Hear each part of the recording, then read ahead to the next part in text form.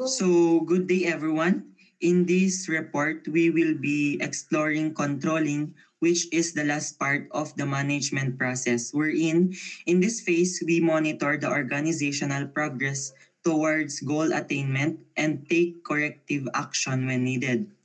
We all know that management aims to achieve its mission and objectives.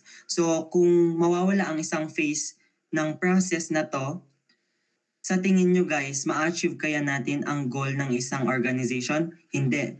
So, now, we will be learning the importance of controlling, steps on how to control, types of control process, the components of organizational control system, strategic control system, and we will be also explaining what are the useful steps when we encounter problems during controlling. So for the definition of controlling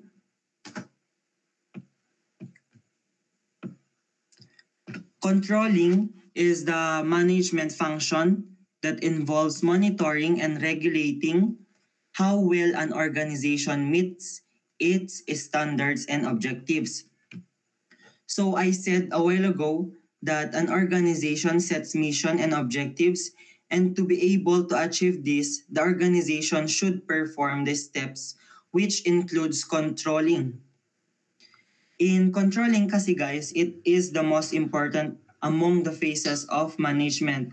Although all are important, but we must embed into our mind na useless yung nasimulan kung hindi itutuloy.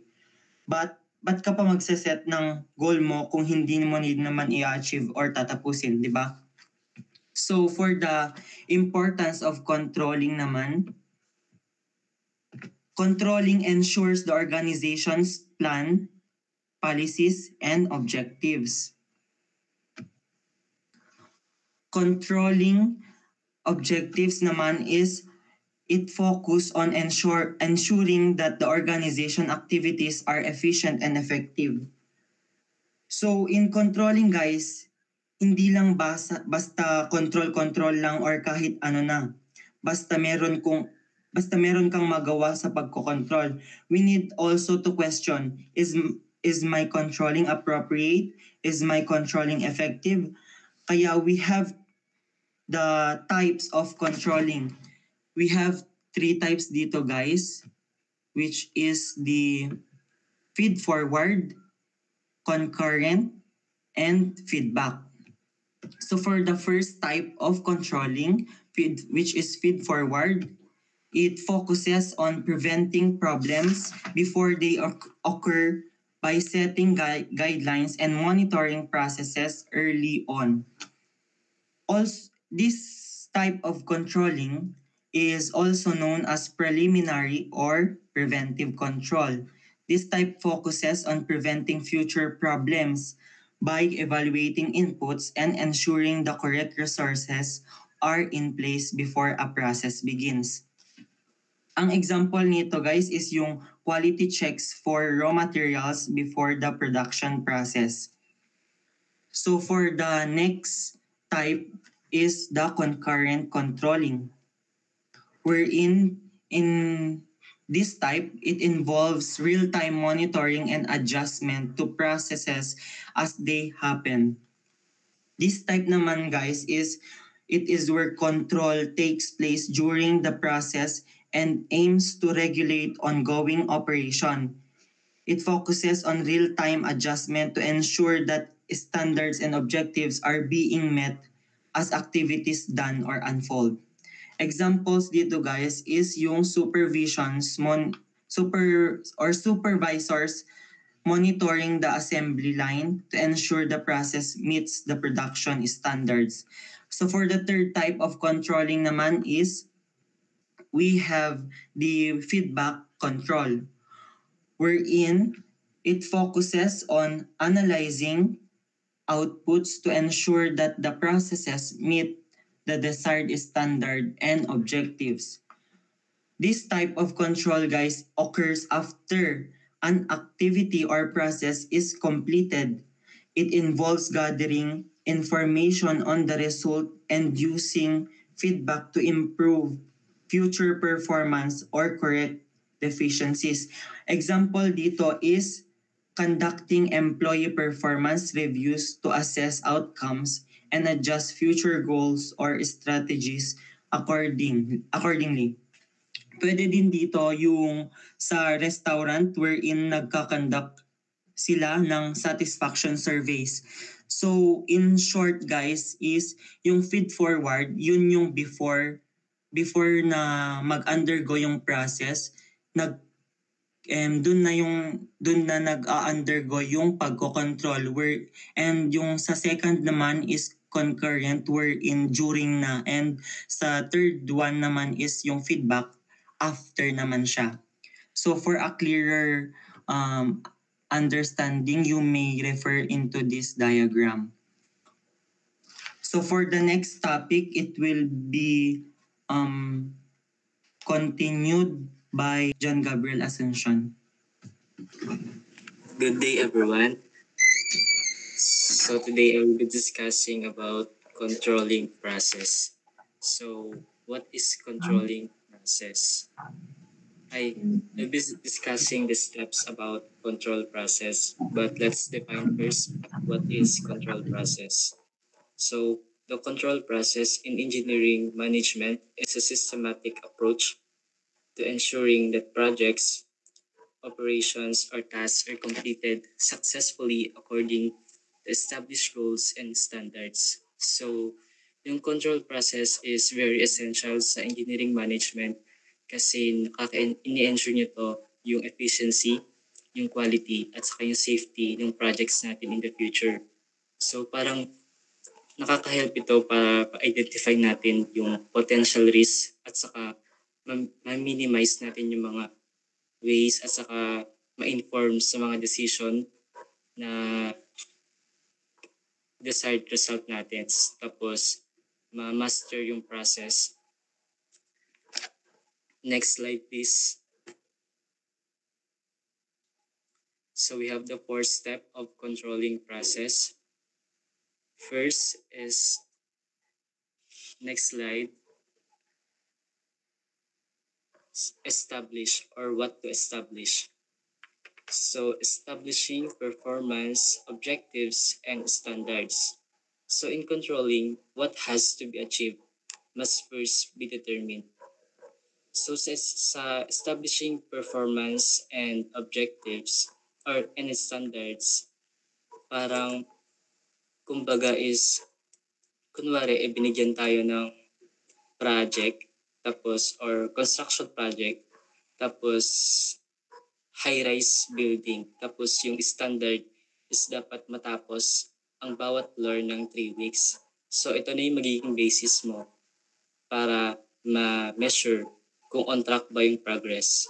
So parang sa establishing standards is parang ito yung backbone ng project kasi parang binavalue natin yung planning at saka goal setting kasi mas maiintindihan natin yung priorities at saka ma-ensure na lahat sa team natin is parehas tayo ng mga objectives. Next slide, please.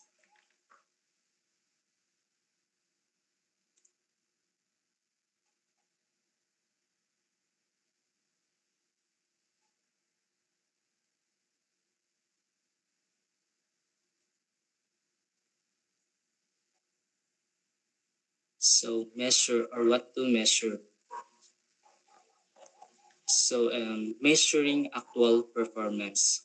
So there is a need to measure actual performance so that when shortcomings occur, adjustment could be made and the adjustment will depend on the actual findings. So parang sa measuring actual performance is, 'di ba sa 3 weeks or after 3 weeks kunwari sa example ko nung una, ituloy ko na lang. Sa after 3 weeks, sinukat natin yung floor, tapos 2 floor pa lang niya tapos. So, medyo behind tayo sa schedule. Parang sa steps na to, yung measuring performance is parang magiging detective tayo kung saan napapatungo yung product natin. Parang nagkakaroon siya ng eye-opener. Parang ito ay naging eye-opener para mas ma-identify natin in details at ma-identify yung mga issues bago pa magka-problema. So parang this step is very crucial kasi ine-ensure niya yung transparency at saka yung consistency ng project management. So parang by studying this, it measures performance at saka matrack natin yung progress natin objectively. And also, it encourages responsibility skills that are na dapat nasa atin na yun. Parang sa measuring actual performance is mini-measure natin yung leadership natin. Kung na-attain ba natin yung goal natin or yung standard natin na na-set yung first step. Next slide, please. So, what to compare? Or comparing actual performance to objectives and standards. So, once actual performance has been determined, this will be compared with what the organization seeks to achieve. An actual production's output, for instance, will be compared with the target output. So parang sa comparing actual performance to objectives is parang tawag doon yung third step is parang kinukumpara natin yung mga yung nasunod natin na standard yung first step at saka versus sa mga actual or yung actual performance kung on track ba yung mga project natin. Pero kung hindi, it times to analyze. So sa comparing, parang is kung 2 floors lang yung natapos at dapat 3 dapat yung kailangan matapos in a week, ibig sabihin may gap tayong isang floor. So dito mo ma-identify kung sino yung nagkulang, ano yung nagkulang, materials ba, manpower, o baka may ibang factors. So parang sa compare performance, it help us to evaluate outcomes critically. Tapos matatrain yung mga engineers para ma-identify yung mga deviation at saka yung root causes nito. At saka it fosters a mindset focus on continuous improvement, which is the hallmark of effective engineering management. Next slide, please. So, what to perform? Or taking necessary actions. The purpose of comparing actual performance with the desired result is to provide management with the opportunity to take corrective action when necessary.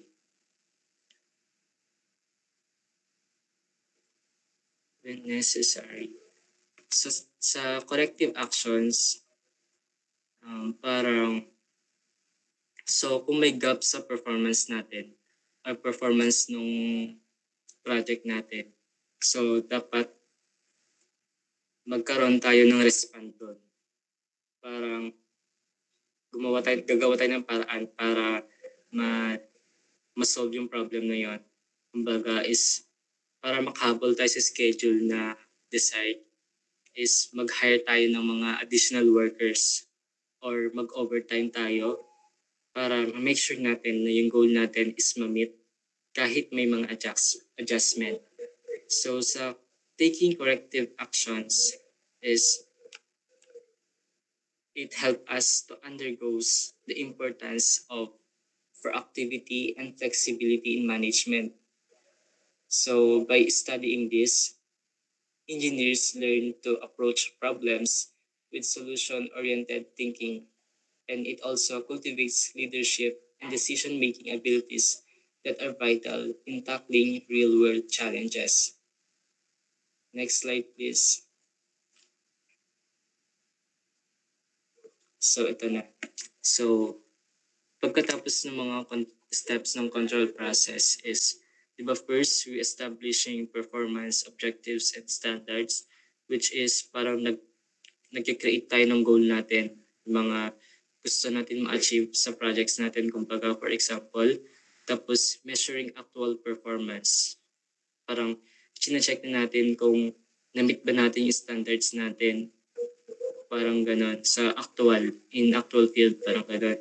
Tapos, comparing actual performance to objectives and standards. So, sa pag-compare, kino-compare natin yung mga goals natin sa first, tapos versus sa actual performance. So, kapag walang adjustment or walang shortcomings sa actual at saka standards, kalagay dun natin, so wala na tayong magagawa kapag walang problema. Pero kapag may problema, is gagawa tayo ng or taking necessary actions based on the results of the comparisons.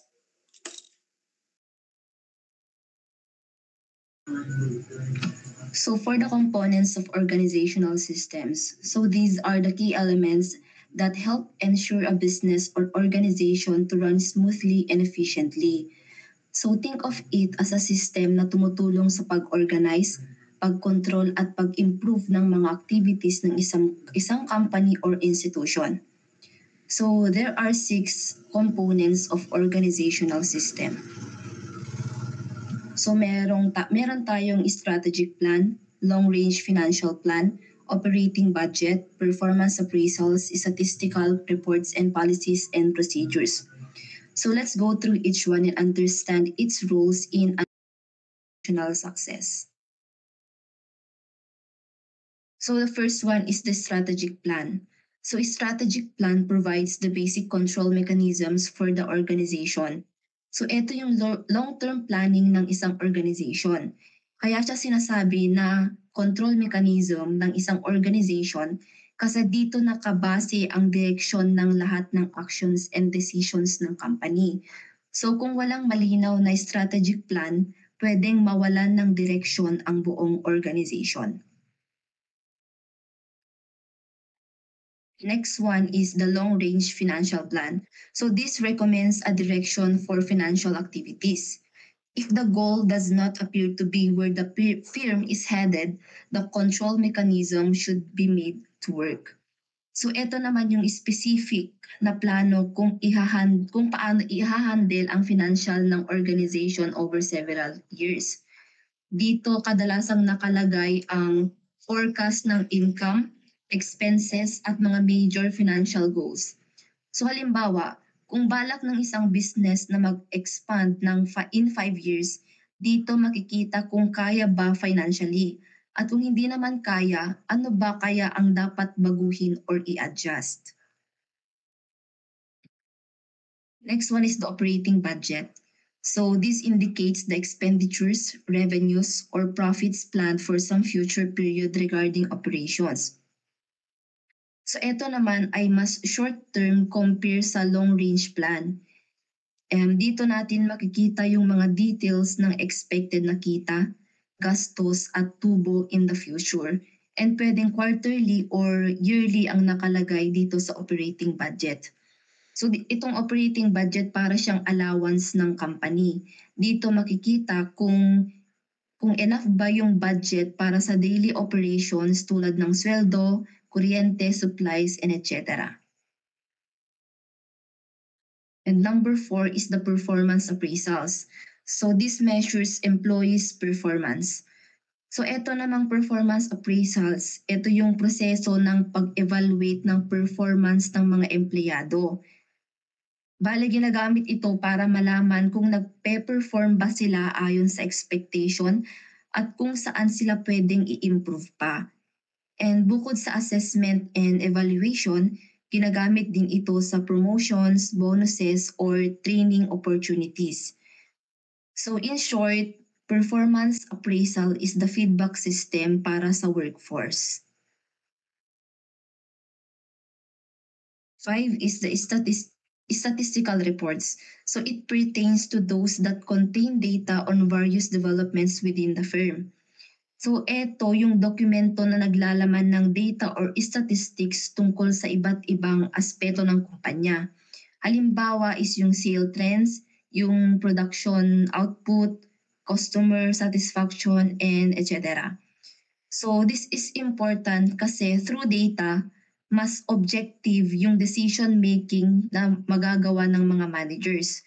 So kumbaga para siyang numbers don't lie. So kapag may nakita silang decline sa sale based on sa stats, they can act on it agad. Next would be policies and procedures. So policies, So policies and procedures, ito naman yung parang rules and how-to guides ng isang organization. So policies refer to the framework within which the objective must be pursued. So example ng policy is the no work, no pay policy. A procedure is a plan that describes the exact series of actions to be taken in a given situation. So yung example naman ng procedure ay kung paano mag-apply ng leave, kumbaga may form, 'di ba may form na kailangang fill outan and may approval process pa yon at madami pang procedure na kailangang gawin para ma-actionan yung pag-apply ng leave. So policy and procedure are both important for consistency, discipline, at fairness sa loob ng isang organization.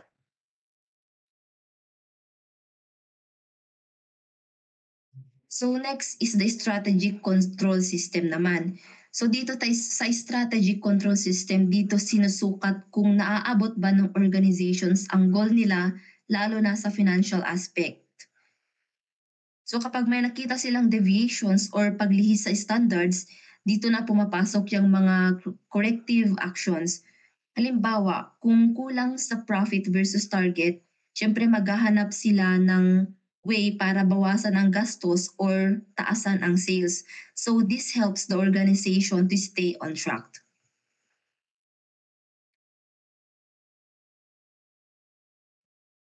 Under strategic control, kasama ang financial analysis.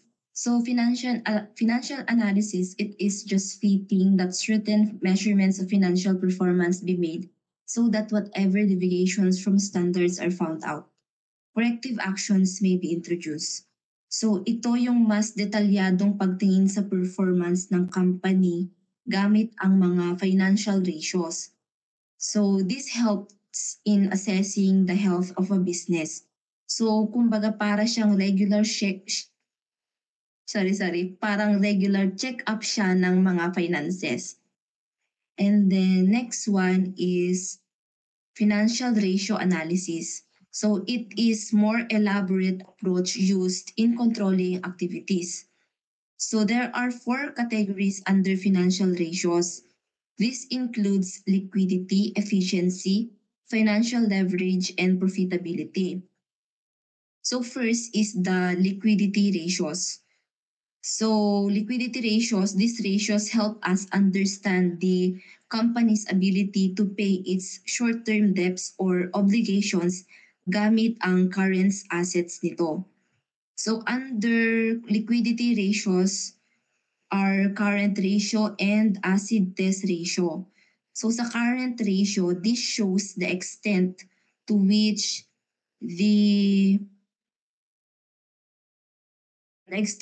current assets of the company can cover its current liabilities. So sinusukat nito kung gaano karami ang current assets ng company para bayaran ang current liabilities. Halimbawa, kung ang ratio ay 2:1, ibig sabihin may 2 piso ang company na asset para sa bawat pisong utang sa short term. And then acid test ratio naman, this is the measurement of the firm's ability to pay off short-term obligations with the use of current assets and without relying on the sales of inventories. So itong acid test ratio naman ay mas strict na version ng current ratio. Hindi nito isinasama ang inventories kasi nga mahirap itong i-convert agad into cash. So it shows kung gaano kabilis kayang bayaran ng company ang utang kahit hindi man siya magbenta ng inventory. And the next category is the efficiency ratios. So ito naman ang sukatan kung gaano ba ka-effective gamitin ng company ang resources nito para kumita. And then under efficiency ratios are inventory turnover ratio and fixed asset turnover. So inventory turnover ratio measures the number of times an inventory is turned over or sold each year. So dito naman tinitignan kung ilang beses ba naibenta or naiikot ang inventory sa isang taon.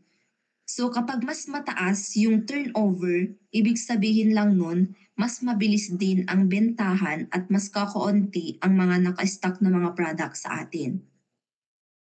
Next one is the fixed asset turnover. So this ratio naman used to measure utilizations of the company's investments in its fixed assets such as its plant and equipment. Bale, sa fixed asset turnover, tinitignan dito kung gaano ba ka-efficient gamitin ang fixed assets like machines or equipments para makabenta. Halimbawa, kung mababa ang ratio, syempre iisipin natin na baka hindi sulit ang investment natin sa machinery or baka hindi natin to na-utilize ng mabuti. And next is the financial leverage ratio. So this ratio shows the level of financial risk ng isang company sa paggamit ng utang para pondohan ang operations. So under financial leverage ratios are debt to total asset ratio and times interest earned ratio. So debt to total asset ratio shows how much of the firm's assets are financed by debt. So dito makikita kung ilang porsyento ng assets ng company ang pinondohan gamit ang utang. Halimbawa, kung ang ratio ay 0.6, ibig sabihin 'di ba 60% ng assets ay galing sa utang. So kung iisipin natin yon, yung 60% na yun is mataas na yun na utang. So kaya din siya nasabing risky kasi nga mas mataas yung utang na ginagamit natin para punduhan yung isang asset ng isang company. And then times interest earned ratio naman measures the number of times that earnings before interest and taxes cover or exceed the company's interest expense. So dito mini-measure naman kung ilang beses kayang bayaran ng income ang interest expense. So kapag mas mataas yung kita, ibig sabihin mas stable yung business kasi nga kayang-kaya nilang bayaran yung utang kahit na magkaroon man ng mga crisis. And lastly is the profitability ratios. So these ratios naman assess the ability of the company to generate income or profit based on its sales, assets, or equity. So under profitability ratios are profit margin ratio, return on assets ratio, and return on equity ratio. So profit margin ratio compares the net profit to the total level of sale. So dito naman pinapakita kung ilang porsyento ng kita ang natitira pagkatapos bayaran ang lahat ng gastos. Halimbawa, 10% profit margin means bawat 1,000 peso sale ay magkakaroon tayo ng kita na 100 pesos. So next one is the return on assets ratio or ROA. This ratio shows how much income the company produces for every peso invested in assets. So gaano karaming kita ba ang nare-return sa bawat piso na nai-invest ng shareholders? Kapag mas mataas yung return on assets, ibig sabihin mas productive yung paggamit natin sa mga assets. And sa last naman is return on equity or the ROE. So this measures the returns on the owner's investment. So dito naman yung kita ng company mula sa pera ng mga shareholders. So kumbaga yung return on equity answers the question na gaano kalaki ang kinikita ng mga investors sa perang nilagay nila sa isang kumpanya. So kapag mas mataas yung return on equity, ibig sabihin mas attractive ito sa potential investors kasi nga maganda ang balik ng investment. Identifying control problems. This is the process of recognizing the need for control is one thing actually. Implementing is another. When the operation goes complex, engineer manager must consider useful steps in controlling. Here are three approaches. The first one is executive reality check. This involves top management honestly assessing whether the organization's control system are truly effective. It means comparing what they think is happening with what actually is happening in operation. Ang ibig sabihin nito ay kapag ang mga matataas na opisyal ng organization ay nagsusuri kung ang mga umiiral na sistema ng control ay epektibo.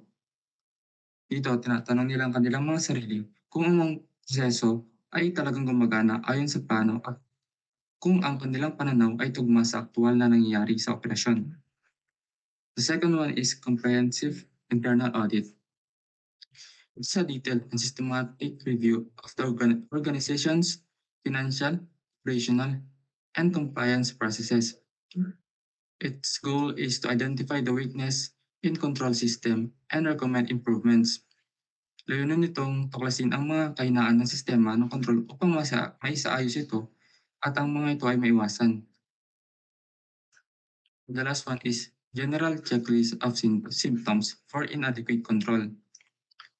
This approach uses a list of common warning signs like frequent errors, unclear responsibilities, or missed deadlines to detect possible areas where control is lacking or failing. Gumagamit ito ng mga listahan ng mga karaniwang palatandaan na may problema sa control. Sa pamamagitan nito, madaling natutukoy ang alimang bahagi ng operasyon ang mga nangangailangan ng mas may fit na control.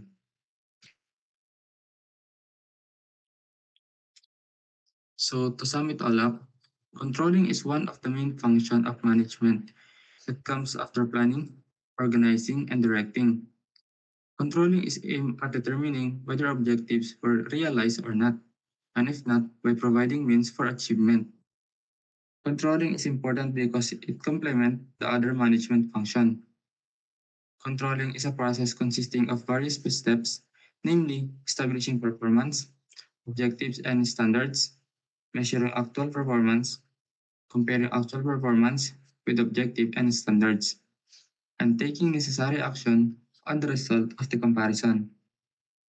Control may be classified either as feed-forward, concurrent, or feedback.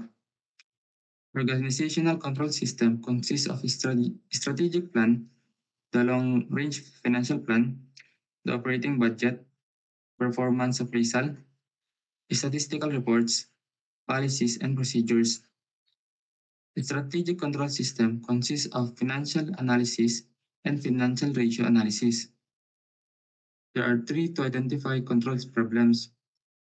They are the executive reality check, the comprehensive internal audit, and the general checklist of symptoms in inadequate control. So yun lang po for our reporting for control. Thank you.